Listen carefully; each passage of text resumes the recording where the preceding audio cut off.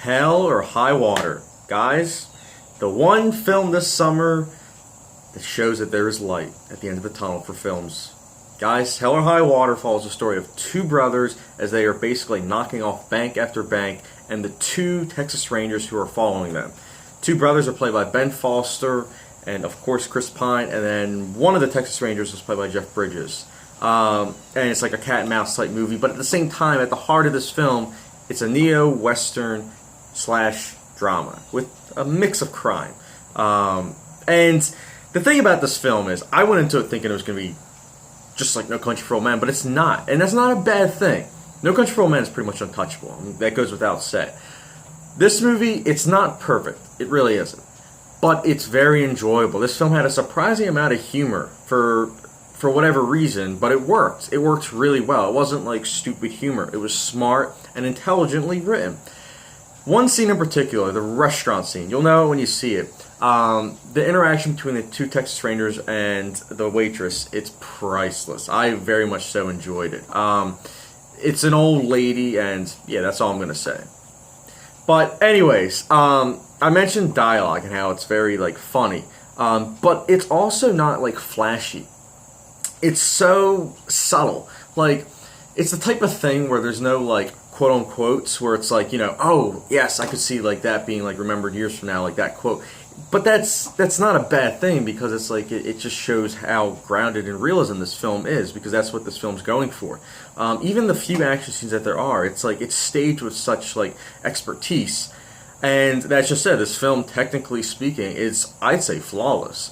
From the music to the performances to the editing, it works. Everything works. And this is supposed to be like the sleeper hit of the summer, and you know, I would agree, because this summer, let's face it, has been pretty like meh with summer films. Independent films though, such as this, it's been a hit. And although I didn't love this film, I thought it was good.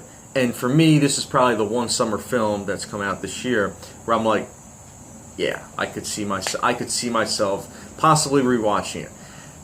But at the same time, maybe not necessarily. But over every other film that's come out this summer. And this is why. Because I think the story wasn't as great as I wish that it was. And that could be just preconceived expectations. But at the same time, like, there is a scene towards the end, without spoiling it, that involves, like, a car starting. And it's like, I kind of wish that the filmmakers did something that was, like, different from any other, like, crime-type film. But at the end of the day, it's like this film is still entertaining. You will enjoy yourself when you're watching it, and you know, sometimes that's all you really need. And sometimes it's also good to think. And this film does do that. I do have to give the film props. It made me think while watching it, and even afterwards. So to that, I give Hell or High Water like a good review. I give it a 4.25 out of 5-star rating. This is a good film. Definitely check it out in theaters, and if not, guys, watch it anyways. Like, seriously, this is the film of this summer where I'm like, yeah, a couple awards it will probably get nominated for. Specifically, sound and maybe cinematography. Anyways, guys, that's my review for Hell or High Water. If you have seen it, which probably none of you have, let me know in the comment section below on how you liked it. And if you haven't done so already, hit the subscribe button. Thank you, guys.